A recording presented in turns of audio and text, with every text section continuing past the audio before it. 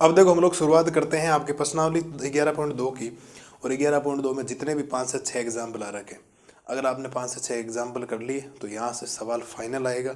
UP board, Rajasthan board, बड़ा question यहाँ से सीधा सीधा बनेगा।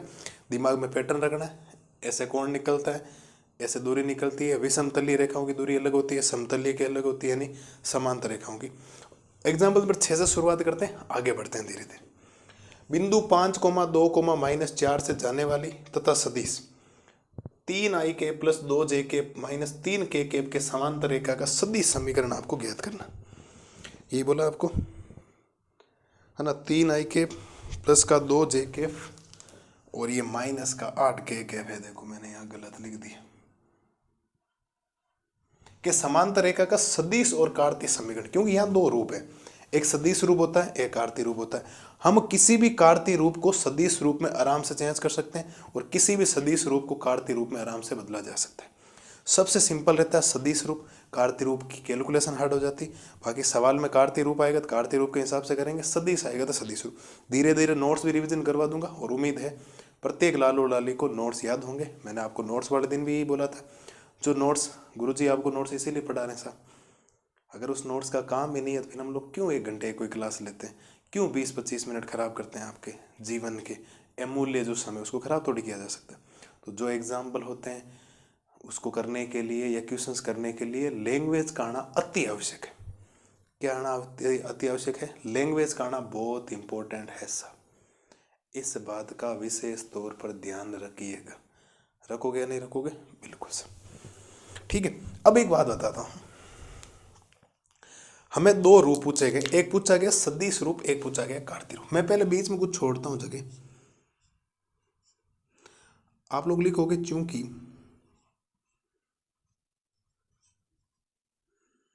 चूंकि सदिश रूप, है ना, पूरा मैंने लिख के सदिश रूप लिख देता हूं। चूंकि रेखा का सदिश रूप,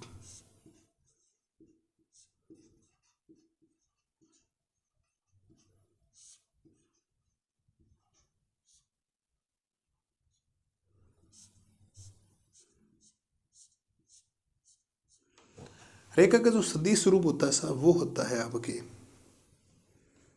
आर सदिश बराबर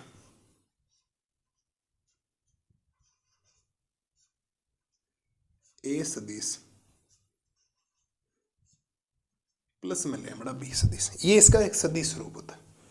ठीक है, अब सदिश रूप है तो कुल मिलाकर अगर मुझे यहां से आर सदिश निकालना है तो मैं 100% श्योर हूं कि मुझे लैम्बडा, तो चलो एक अचर राशि आ गई यहाँ पर, और कुछ बातें पहले 10वां चैप्टर आना चाहिए सदिश, क्योंकि आगे अभी 10वें चैप्टर से रिलेटेड खूब सारी चीजें आएगी। तो मुझे ए सदिश और बी सदिश की जरूरत होगी। अब ए सदिश और बी सदिश क्या होगा? आप लोग लिखोगे चूंकि मुझे एक तो लिखना है ए सदिश और मुझे लिखना है एक बी सदिश। एक तो ए सदिश बी सदिश लिखना जो यहाँ चाहिए। ए सदिश होगा जिस बिंदु से वो गुजर रही, इसके दिक् अनुपात ए सदिश हो जाएगा 5i प्लस का 2j माइनस का 4k। ए सदिश वो होगा जिस बिंदु से वो गुजरी, बी सदिश जिसके समांतर है। किसके समांतर है? आपके 3i प्लस 2j और माइनस का क्या हो जाएगा 8k हो जाएगा। मुझे नहीं लगता कोई समस्या, यहां तक तो है आपको। देखो एक बार नोटिस करो बढ़िया तरीके से, करिए सब, करिए फटाफट करिए एक बार। यहां तक हो गया। ए सदिश वो होगा जिस बिंदु से वो गुजर रही है, बी सदिश होगा जिस बिंदु जिस रेखा के वो समांतर है, वो आपका बी सदिश होगा। ओके, कोई दिक्कत नहीं। वैल्यू हम लोग पुट कर लेते हैं। आर सदिश में ए सदिश आपके पास है 5i फिर प्लस का 2j और माइनस का 4k। ठीक है, और प्लस में लैम्बडा बार चल रहा है। बी सदिश कौन है? बी सदिश है आपके पास 3i प्लस का 2j और माइनस का 8k। और ये जो आपको दिखाई दे रहा है ये वाला, ये जो ब्रैकेट में बंद कर रहा हूं, है ना, ये आपके रेखा का सदिश रूप है। रेखा का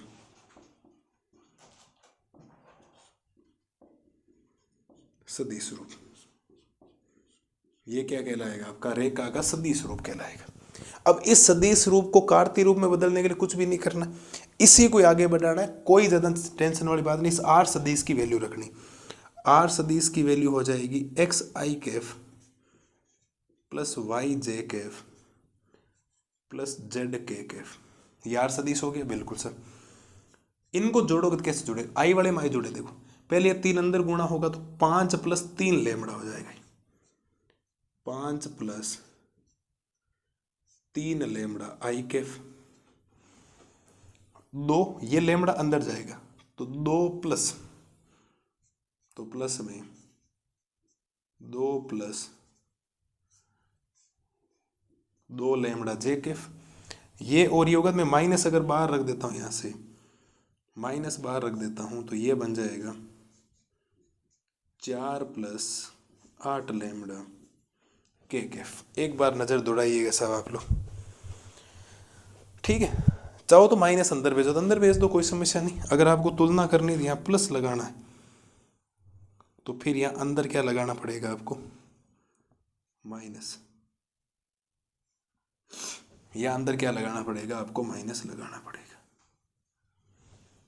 कोई दिक्कत नहीं। अब अगर हम लोग दोनों पक्षों की तुलना करें ना, है ना, हम लोग लिखेंगे दोनों पक्षों की तुलना करने पर।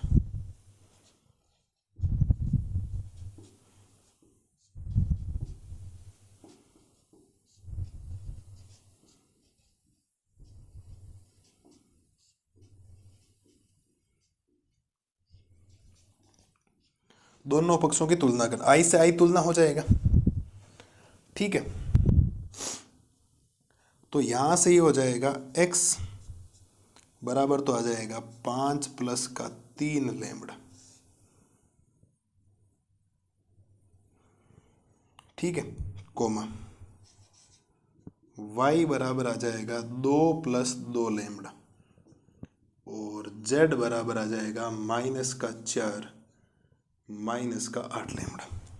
तो x + 5 इधर आएगा, -5 बराबर 3 लेमड़ा, +2 इधर आएगा, -2 बराबर 2 लेमड़ा और z + 4 -8 लेमड़ा, ठीक है। तो इसको मैं लिख सकता हूँ x - 5 बराबर 3 लेमड़ा, y - 2 बटा में 2 बराबर लेमड़ा और z + 4 बटा में -8 बराबर लेमड़ा, ठीक है। इस चीज़ को बाकी को मैं लिख देता हूँ यहाँ पर।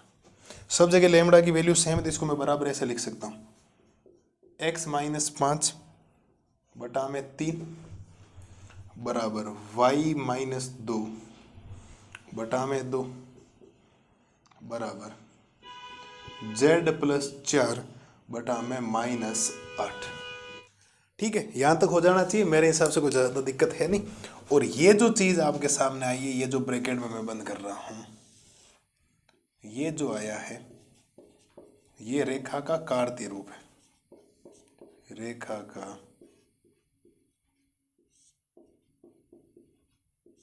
कार्तीय रूप, ये ध्यान रखना। तो सदिश रूप एक ही चीज होती है, ध्यान रखना। देखो मैं आपको एक बात बताता हूँ, ये 3, 2 और जो -8 लिखा है ये इस रेखा के दिक् अनुपात है। क्या है? दिक् अनुपात। ये जो -5 है, ये 2 है, ये 4 नहीं है, -4 है, ये इस रेखा के क्या है? बिंदु है। ध्यान रखना, ये देख लो 5, 2, -4 यानी x1, y1, z1 है। ये x1, y1 और ये एक्चुअल में +4 नहीं, एक्चुअल माइनस है, क्योंकि कार्तीय जो रूप होता है वो x - x1/a बराबर y - y1/b बराबर z - z1/c होता है। इस बात को ध्यान रखना। ये लो साहब रेखा का कार्तीय समीकरण वगैरह आ गया। अब हमें उदाहरण तो हम लोग ऑलमोस्ट करेंगे, 10 के 10 उदाहरण हैं शायद, है ना। 7वां भी करेंगे, 8वां भी करेंगे, फिर 9वां एग्जाम्पल, फिर 10वां। अगर आप लोगों ने 5 एग्जाम्पल ढंग से देख लिए और ढंग से समझ लिए, मान के चलो पूरा चैप्टर क्लियर हो गया। इतनी ही चीज़ें इसके अंदर, ज़्यादा कोई हार्ड काम नहीं, इतना मुश्किल काम नहीं जो आपको आएगा नहीं। करो पहले स्क्रीनशॉट लो, फिर हम लोग